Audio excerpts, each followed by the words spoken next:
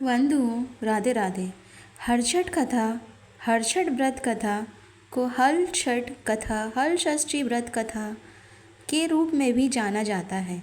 इसे हलछठ व्रत या हलछठ व्रत या हलषष्ठी व्रत के लिए सुना या पढ़ा जाता है। तो आइए जानते हैं हलछठ व्रत कथा। पौराणिक कथा के अनुसार एक ग्वालिन गर्भवती थी। उसकी डिलीवरी का समय नज़दीक था, लेकिन वह दूध और दही को बेचने चली गई ताकि वह खराब ना हो जाए। कुछ दूर चलने के बाद उसे प्रसव पीड़ा हुई और उसने झरबेरी की ओट एक बच्चे को जन्म दिया। उस दिन हलषष्ठी थी। कुछ देर आराम करने के बाद वह बच्चे को वहीं छोड़कर दूध दही बेचने चली गई। उसने गाय भैंस के मिश्रित दूध को भैंस का दूध बताकर गांव वालों को धोखा दिया। इससे व्रत रखने वालों का व्रत टूट गया। इस पाप के कारण झरबेरी के पेड़ के नीचे लेटा उसका बच्चा किसान के हल से लग गया। दुखी किसान ने बच्चे के फटे पेट को झरबेरी के कांटों से सिल दिया और चला गया। जब ग्वालिन वापस लौटी तो उसने बच्चे को ऐसी हालत में देखा और उसे अपना पाप याद आ गया। उसने तुरंत पश्चाताप किया और गांव में घूम घूम कर सबको अपने धोखे और इसके लिए मिली सज़ा के बारे में बताया। जब उसने सच बताया तो गांव की सभी महिलाओं ने उसे माफ़ कर दिया और आशीर्वाद दिया। इस तरह जब ग्वालिन खेत में लौटी तो उसने देखा कि उसका मरा हुआ बेटा खेल रहा था।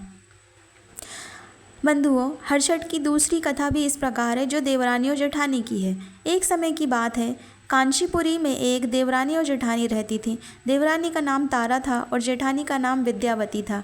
अपने नाम के अनुसार तारा उग्र स्वभाव की थी और विद्यावती बहुत दयालु थी। एक दिन दोनों ने खीर बनाकर उसे ठंडा होने के लिए आंगन में रख दिया और अंदर बैठकर बातें करने लगी। तभी दो कुत्तों ने खीर देख ली और उसे खाने लगे। अब आवाज़ सुनकर दोनों बाहर आईं और देखा कि कुत्ते उनकी खीर खा रहे हैं। विद्यावती ने फिर अपनी खीर को बचा हुआ हिस्सा कुत्ते के सामने डाल दिया और तारा ने दूसरे कुत्ते को एक कमरे में बंद करके पीटना शुरू कर दिया। किसी तरह वह कुत्ता अपनी जान बचाकर बाहर भागा। अगले दिन दोनों कुत्ते एक जगह मिलते हैं और एक दूसरे का हालचाल पूछते हैं।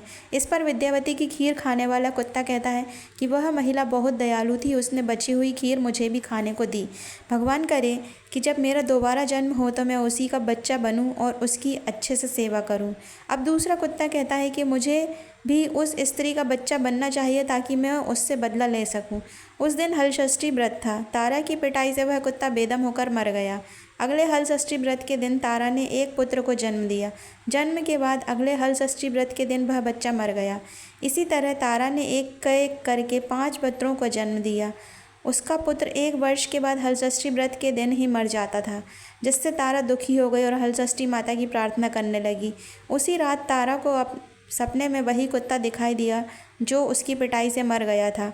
कुत्ते ने सपने में तारा से कहा कि मैं तुमसे बदला लेने के लिए तुम्हारा पुत्र बनकर आ रहा हूँ और मरने के बाद फिर आऊँगा।